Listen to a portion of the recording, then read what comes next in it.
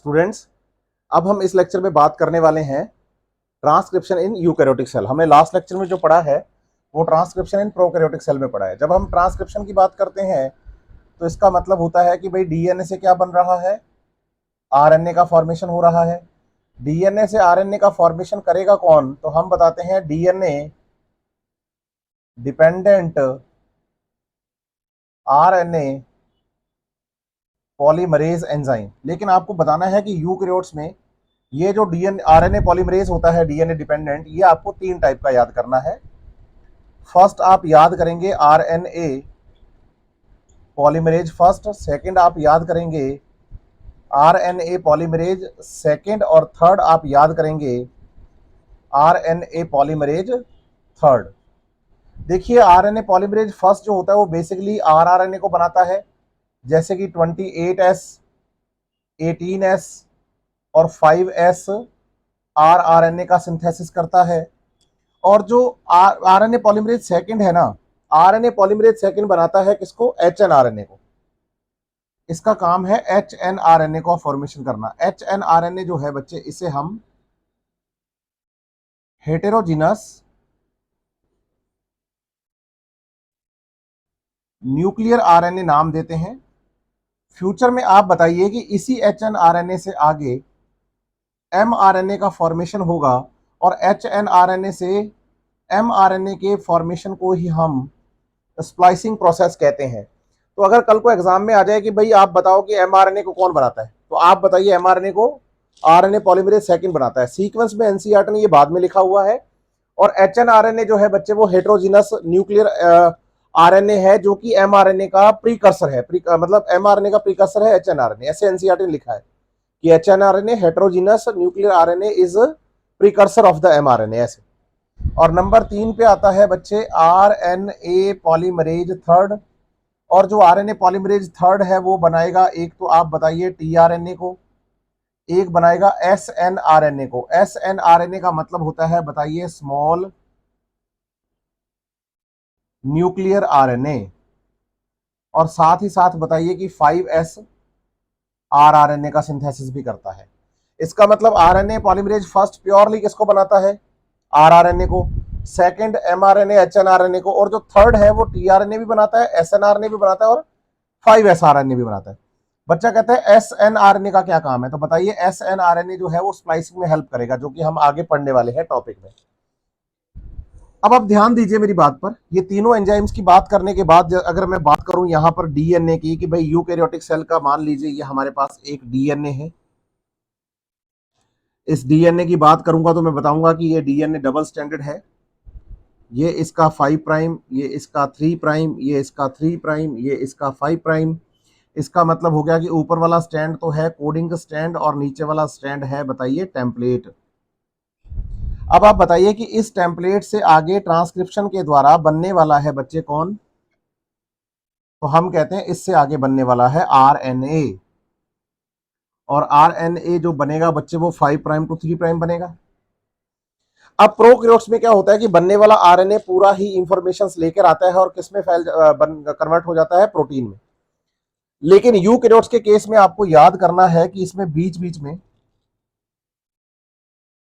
कुछ non informative non functional part भी होते हैं, जिनको कि इंट्रॉन्स का नाम दिया जाता है। इंट्रॉन्स का नाम दिया जाता है।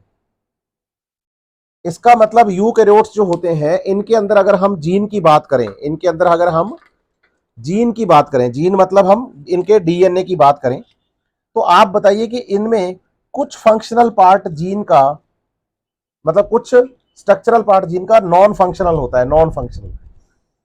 ये जो आप जीन पढ़ रहे हैं ये पूरा जीन है, पूरा डीएनए है, डीएनए को मैं जीन कह सकता हूं। इससे आगे ट्रांसक्रिप्शन प्रोसेस के द्वारा क्या बनने वाला है, तो हम कहते हैं इससे बनने वाला है आरएनए। आरएनए जब बनता है तो इसमें बीच बीच में आपको बताना है कि कुछ पार्ट डीएनए का ऐसा है बच्चे की जो नॉन फंक्शनल पार्ट है।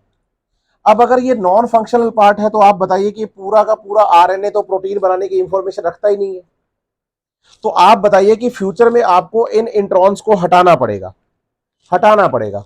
तो आप बताइए कि जो तो हमारे काम का प्रोसेस है यहां पर, मतलब काम का पार्ट है, उसे हम नाम देंगे एक्सॉन। ये लास्ट लेक्चर में भी बात हमारी हुई थी कि जो काम का फंक्शनल पार्ट है जिसमें पॉलीपेप्टाइड चेन्स को बनाने की इंफॉर्मेशन है वो एक्सॉन है, और बीच बीच में कौन प्रेजेंट है?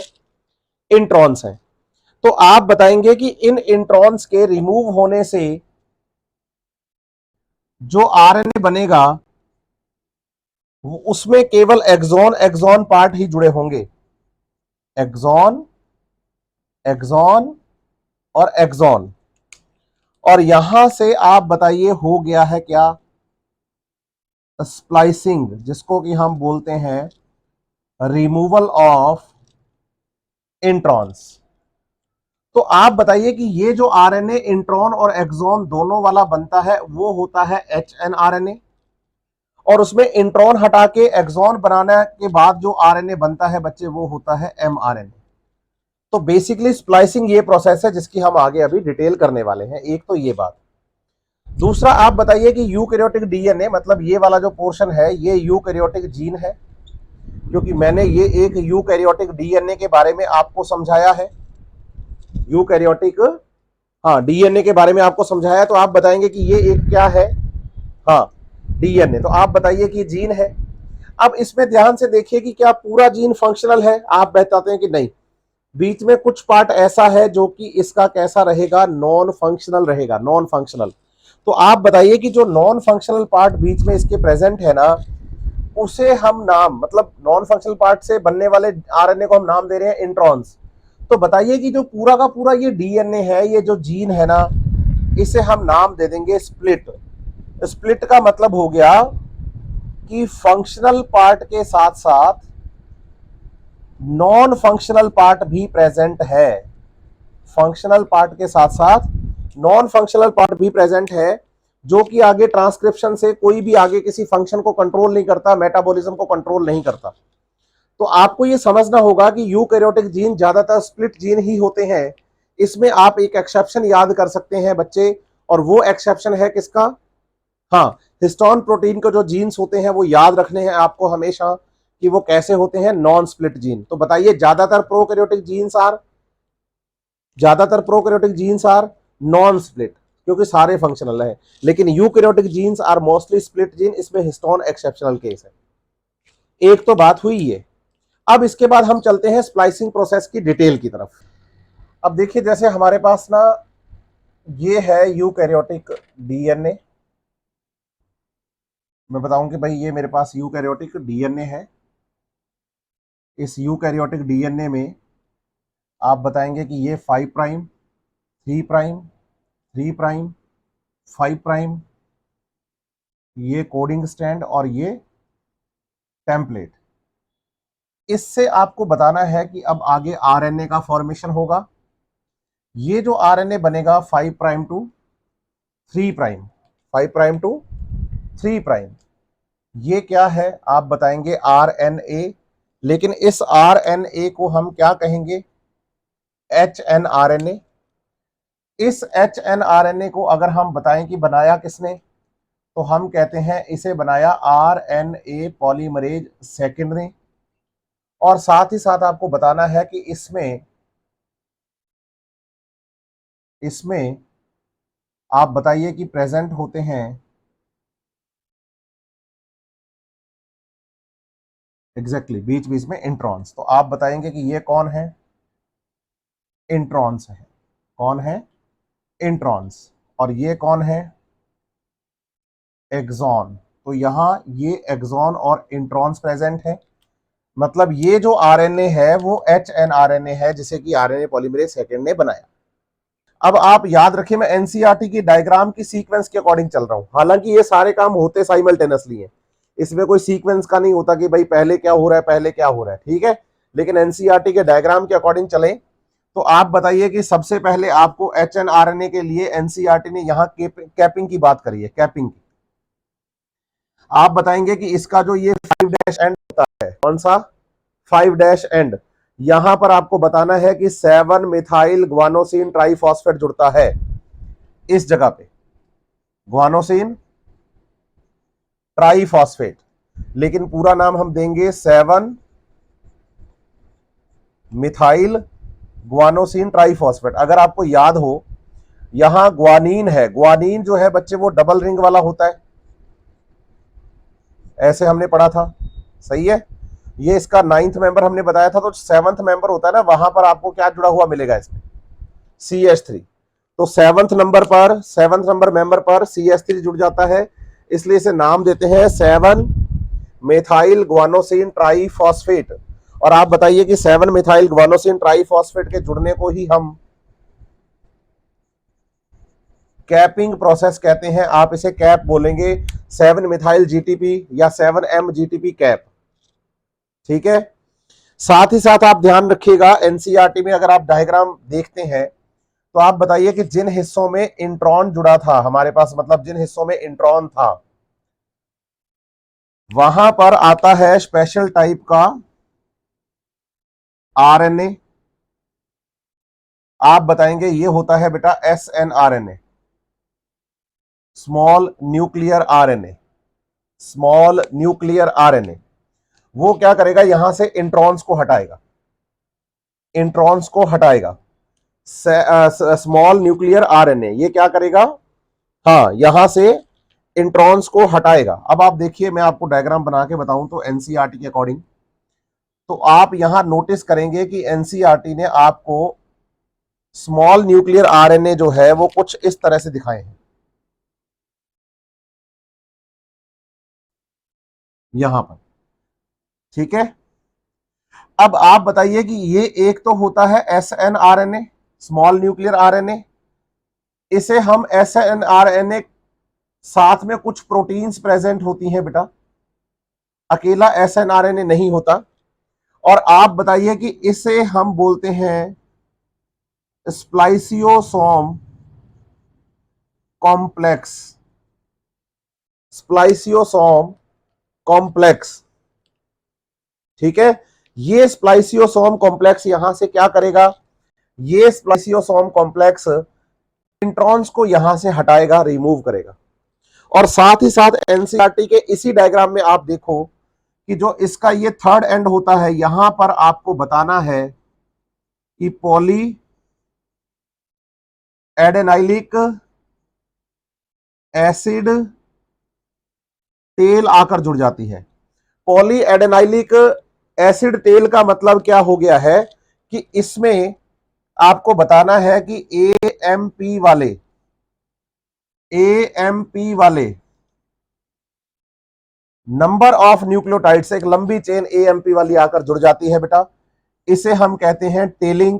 जिसमें एनसीईआरटी हमें डाटा लिख के दे रही है कि 200 से 300 न्यूक्लियोटाइड एडेनिन वाले यहां पर आकर जुड़ेंगे, और आप बताएंगे कि इस प्रोसेस को हम टेलिंग प्रोसेस कहेंगे। क्या कहेंगे, टेलिंग प्रोसेस कहेंगे, ठीक है। अब आप साथ ही साथ याद रखिए कि भाई जब ये स्प्लाइसिंग प्रोसेस चल रहा है, इस प्रोसेस को अब हम क्या बोलेंगे, स्प्लाइसिंग भी साथ साथ चल रही है। जब ये स्प्लाइसिंग कॉम्प्लेक्स होता है, काम करता है स्प्लाइसियोसोम कॉम्प्लेक्स आकर, तो आपको बताना है कि यहां से इंट्रॉन्स को हटा दिया जाता है और एक मैच्योर एमआरएनए बन जाएगा, जिसमें केवल और केवल आपको यहां से लेकर यहां तक पूरा का पूरा ये पार्ट, एक्सॉन वाला पार्ट ही मिलेगा। और आप बताएंगे कि जो इंट्रॉन्स वाला पार्ट है वो स्मॉल न्यूक्लियर आरएनए के साथ यहां से रिमूव कर दिया गया है, स्मॉल न्यूक्लियर आरएनए के साथ उसे यहां से क्या कर दिया गया है, रिमूव कर दिया गया है, ठीक है। और साथ ही साथ याद रखोगे कि जो 7 एंड है, ये 5th एंड है, यहां पर आपको मिलेगा 7 मिथाइल ग्वानोसिन ट्राइफॉस्फेट, इसे कैप बोलेंगे। और इधर आपको मिलेगी पॉली ए टेल। यहां पॉली ए का मतलब है पॉली एडेनाइलिक एसिड, मतलब एएमपी वाले मल्टीपल नंबर आपको यहां मिल जाएंगे। सही है बात या नहीं। अब आप बताइए कि ये काम कहां हो रहा है, पूरा का पूरा न्यूक्लियस में। और आप ये भी याद रखिए कि पूरे के पूरे प्रोसेस को हम नाम देंगे स्प्लाइसिंग प्रोसेस। और ये स्प्लाइसिंग प्रोसेस यूकैरियोट्स में होता है, क्योंकि यूकैरियोटिक जीन स्प्लिट जीन होते हैं, उनमें फंक्शनल के साथ नॉन फंक्शनल पार्ट भी प्रेजेंट रहता है, स्प्लाइसिंग। और ये चलेगा कहां, तो आप बताएंगे न्यूक्लियस में। अब आप बताइए कि न्यूक्लियस में जब ये हुआ तो ये mRNA अब यहां से क्या करेगा, बोलो, transport from nucleus to cytoplasm for protein synthesis on ribosome. तो मैसेंजर आरएनए अब वहां से मैसेज लेके आ रहा है। इसका मतलब पहले क्या था, मैसेज को हाँ ठीक किया गया कि इसमें जो जानकारियां नहीं थी या जो जानकारियों वाला पार्ट नहीं था उसे यहां से निकाला गया और निकाल के फिर इसे बिल्कुल आगे भेजा गया। देखिए एक बात समझिए आप, यहां एनसीईआरटी का जो लास्ट पैराग्राफ है जेनेटिक कोड से ठीक पहले ट्रांसक्रिप्शन का, उसमें एनसीईआरटी कहती है आपसे कि भाई स्प्लाइसिंग प्रोसेस होना यूकैरियोटिक कैरेक्टर है। अगर आप इस डायग्राम को देखेंगे ना, ये तो ये जो पूरा प्रोसेस है ये किसका कैरेक्टर है, तो हम कहते हैं ये है यूकैरियोट्स का। लेकिन आपको समझना होगा कि स्प्लाइसिंग एक ऐसा प्रोसेस है बच्चे जो हमें पास्ट की याद भी दिलाता है, क्योंकि आपको यह बताना होगा कि जो आर्की बैक्टीरिया है, एंशिएंट माइक्रोब्स जिनको हम बोलते हैं बच्चे, है ना, मोनेरा किंगडम में आर्की बैक्टीरिया, बताइए उनके जीन्स में भी आपको स्प्लाइसिंग देखने को मिल जाती, हाँ स्प्लाइसिंग देखने को मिल जाती है। तो एनसीईआरटी ने इसे रेमिनिसेंट ऑफ एंटिक्विटी बोला।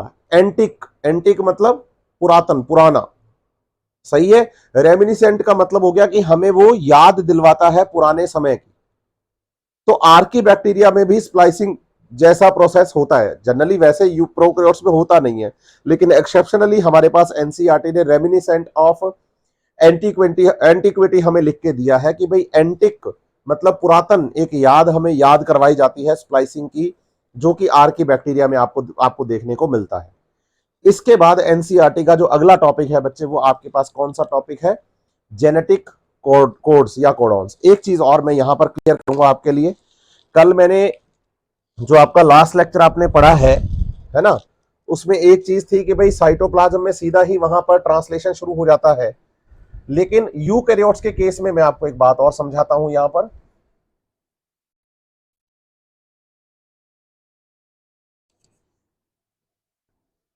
आप डायग्राम देखना बच्चे, इसको एनसीईआरटी से मैच करके, ये डिटो एनसीईआरटी का डायग्राम मैंने आपको समझाया है ना, और लाइनें सारी एनसीईआरटी की बोली है, लाइन टू लाइन थ्योरी, ताकि बच्चा एनसीईआरटी के साथ जुड़ पाए। उनको नहीं पता एग्जाम में, एग्जामिनर को, कि भाई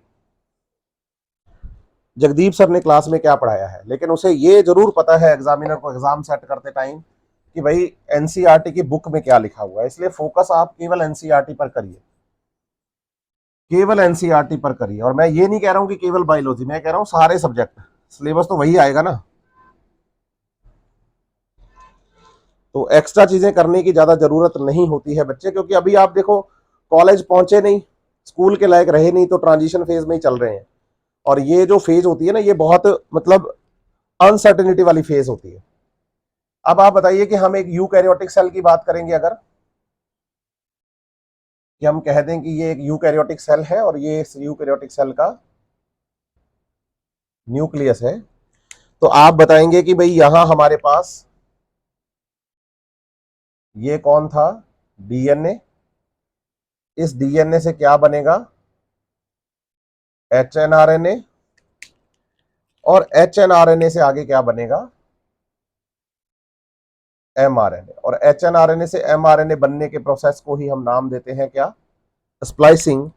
और फिर हमने कहा कि भाई ये सेल के साइटोप्लाज्म में एमआरएनए जो है वो राइबोसोम पर आएगा, और जब ये एमआरएनए यहां राइबोसोम पर आएगा तो फिर हम बताते हैं कि प्रोटीन का यहां पर सिंथेसिस होगा।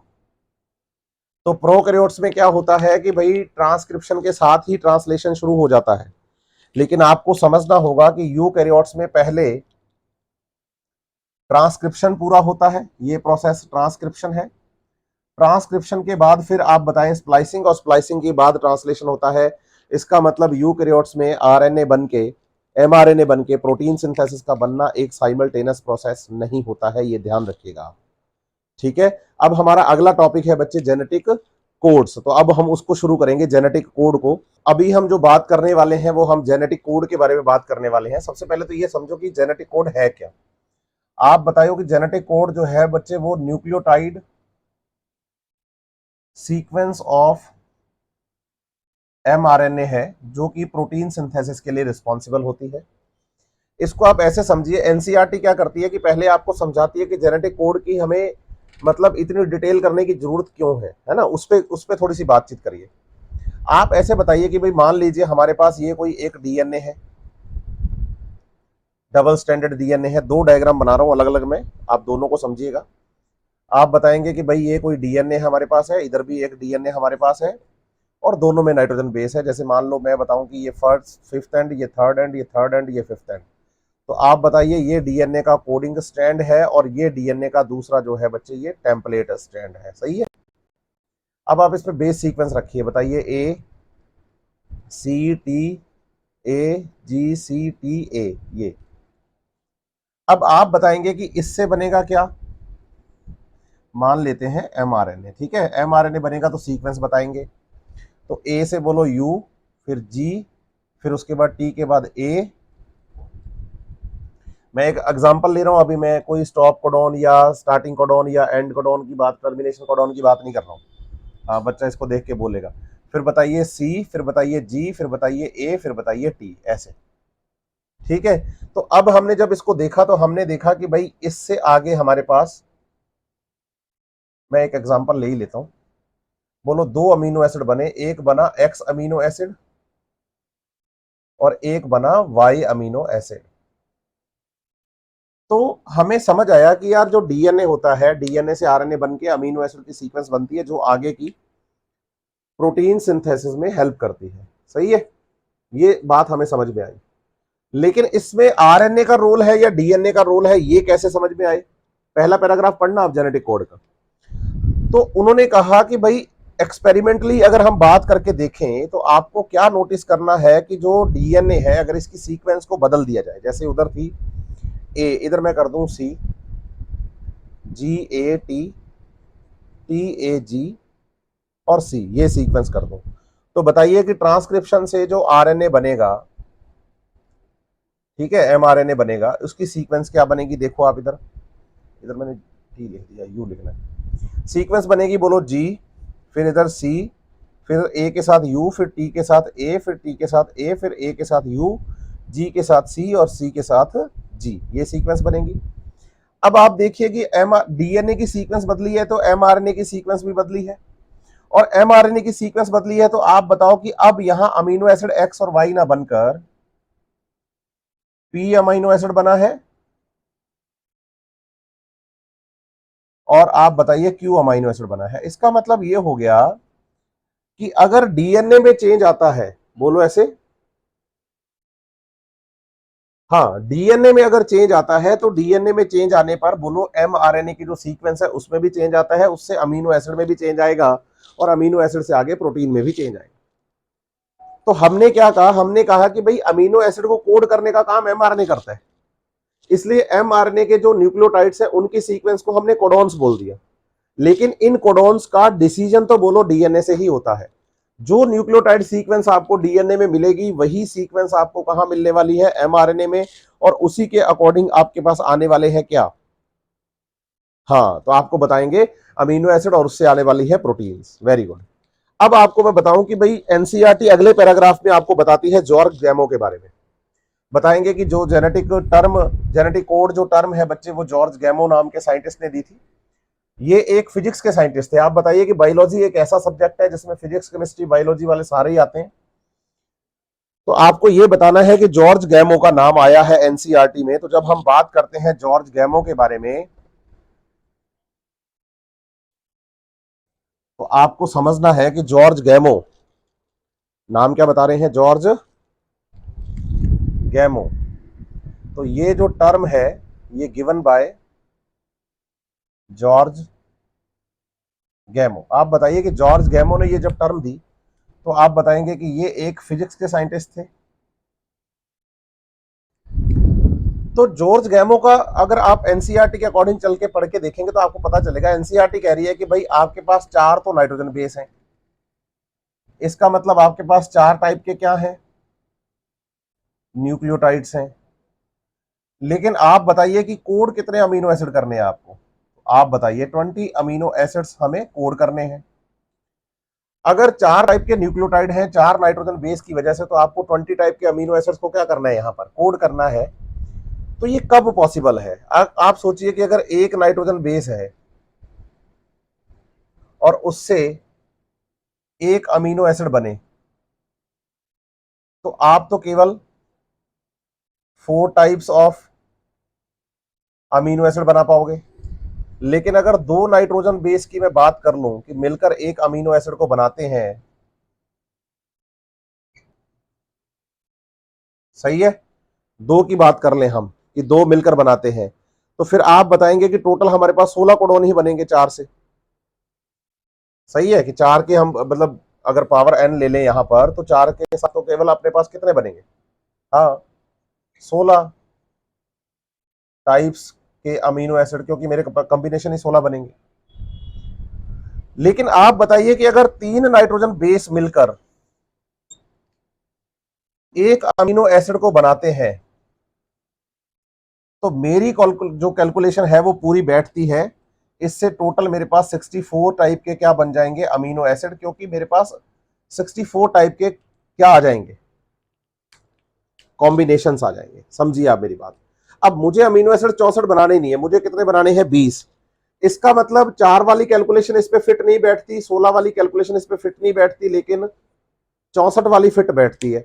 16 टाइप के कॉम्बिनेशन 20 टाइप के अमीनो एसिड नहीं बना सकते, लेकिन 64 टाइप के कॉम्बिनेशन जो है वो क्या कर सकते हैं, हाँ 20 टाइप के अमीनो एसिड बना सकते हैं। तो उन्होंने कहा कि ही प्रपोज, एनसीईआरटी पढ़ोगे जॉर्ज कैमो के बारे में, तो वो कह रहे हैं कि एनसीईआरटी के अकॉर्डिंग प्रपोज कर दिया उन्होंने कि 3 नाइट्रोजन बेस मिलकर एक अमीनो एसिड को बनाते हैं।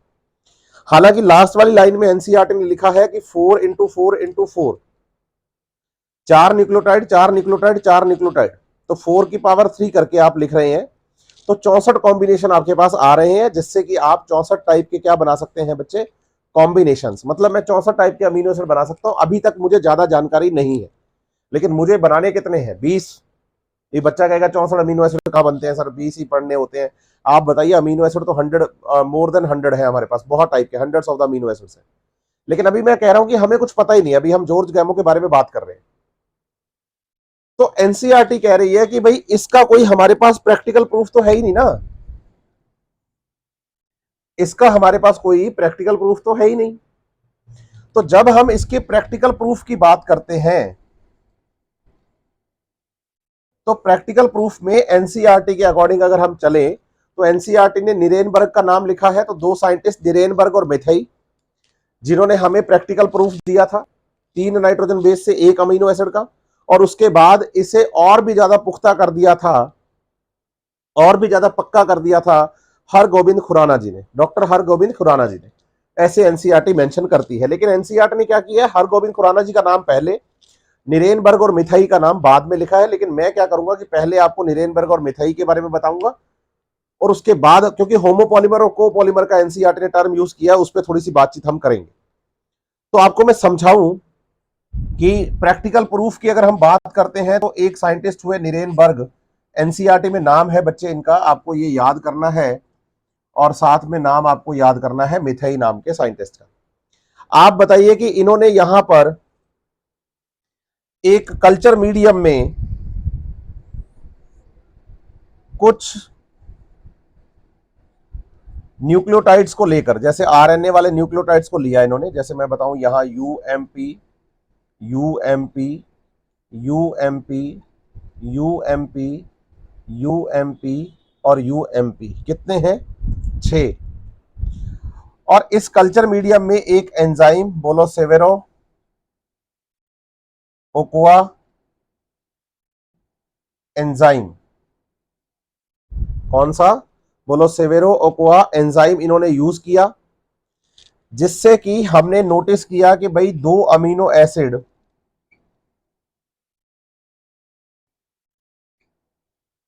यहां बने।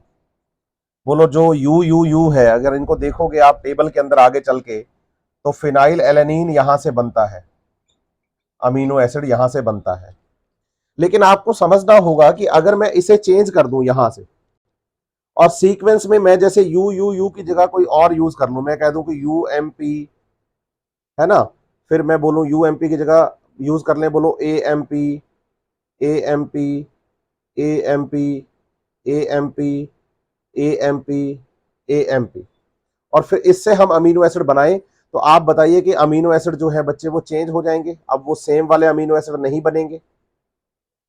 सबसे पहली बात तो ये समझिएगा कि यहां आप ये समझें कि भाई जो हमारे पास ये आरएनए यहां बनेगा, जिसमें कि सारे नाइट्रोजन बेस कौन से हैं, सिंगल टाइप के ही हैं। तो आप इस एमआरएनए के अंदर जो न्यूक्लियोटाइड्स हैं इनके लिए बात यूज करेंगे होमोपॉलीमर कोडॉन्स। क्या यूज करेंगे? Homopolymer codons. और दूसरा आपको आप ये बताना है कि जो सेवेरो ओकोआ एंजाइम है वो डीएनए इंडिपेंडेंट आरएनए पॉलीमरेज कह सकते हो आप इसे। बात आती है कि ऐसा क्यों, डीएनए इंडिपेंडेंट क्यों बोल रहे हैं? तो आप बताइए कि इसे बनाने के लिए हमें जरूरत नहीं पड़ी है डीएनए स्ट्रैंड की। किसकी जरूरत नहीं पड़ी है? डीएनए स्ट्रैंड की।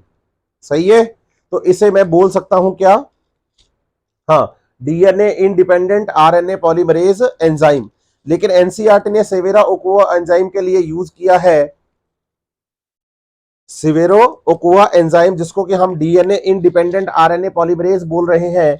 एनसीईआरटी ने इसका नाम कुछ दूसरा रखा है पॉलीन्यूक्लियोटाइड फॉस्फोराइलेज। क्या बोलेंगे? Poly nucleotide phosphorylase.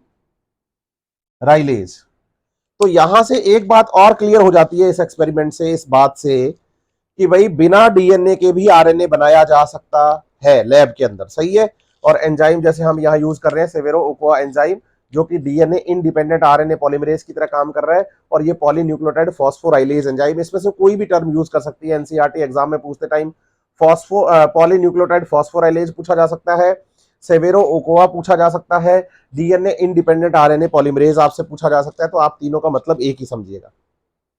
और आप देखिए, जब आप एनसीईआरटी की बात करते हैं तो आपको बताना है कि इसमें सबसे ज्यादा टफ डिस्कवरी जो करी बच्चे, वो डॉक्टर हरगोविंद खुराना ने करी।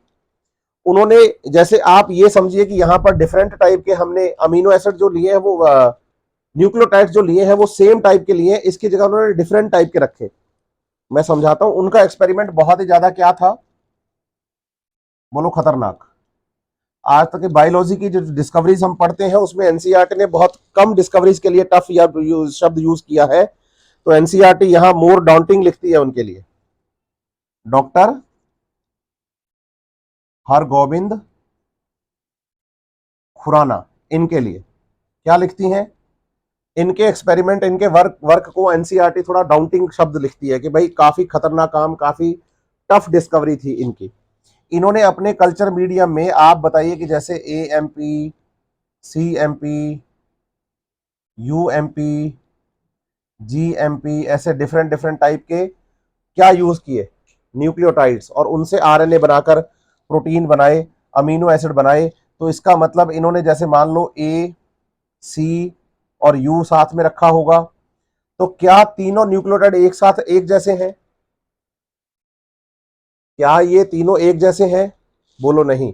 लेकिन तीनों मिलकर एक साथ काम कर रहे हैं, बिल्कुल। तो हम इनको बोलते हैं बच्चे कोपॉलीमर्स, ये भी याद रखना आप। तीनों मिलकर साथ में काम कर रहे हैं तो हम इसको क्या बोल सकते हैं? कोपॉलीमर्स। ध्यान रखिएगा, एनसीईआरटी के अंदर ये शब्द है भी।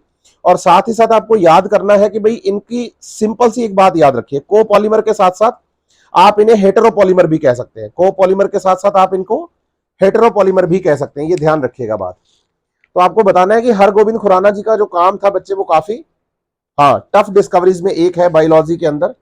और साथ में याद करें कि भाई इधर हमने होमोपॉलीमर पढ़े हैं, तो इधर हम हेटेरोपॉलीमर की बात कर रहे हैं।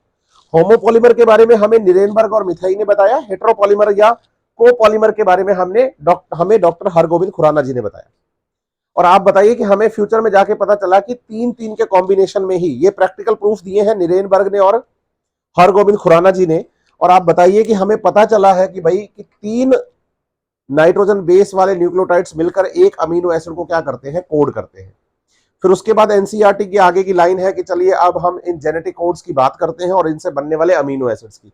आपको टेबल दी गई है, तो नेक्स्ट लेक्चर में टेबल से ही शुरू करूंगा और आपको टेबल याद करवाऊंगा। पहले 15 मिनट में सारी टेबल तैयार कर दूंगा मैं आपके लिए, याद कैसे करनी है वो भी आपको बता दूंगा, ठीक है। और उसके बाद हम आगे बढ़ेंगे और धीरे धीरे हम आ ही गए हैं। अब इसके बाद ट्रांसलेशन टॉपिक है ना, म्यूटेशन है और ह्यूमन जीनोम प्रोजेक्ट है, डीएनए फिंगरप्रिंटिंग है। तो अगली क्लासेस में हम जल्दी ही खत्म कर देंगे मॉलिक्यूलर बेसिस ऑफ इनहेरिटेंस को।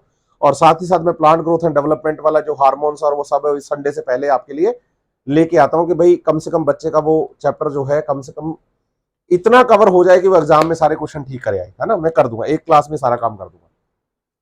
मिलते हैं नेक्स्ट क्लास में, और इस क्लास के बाद जो आपको क्वेश्चन दिए गए हैं प्लीज आप उनको सॉल्व जरूर करिए।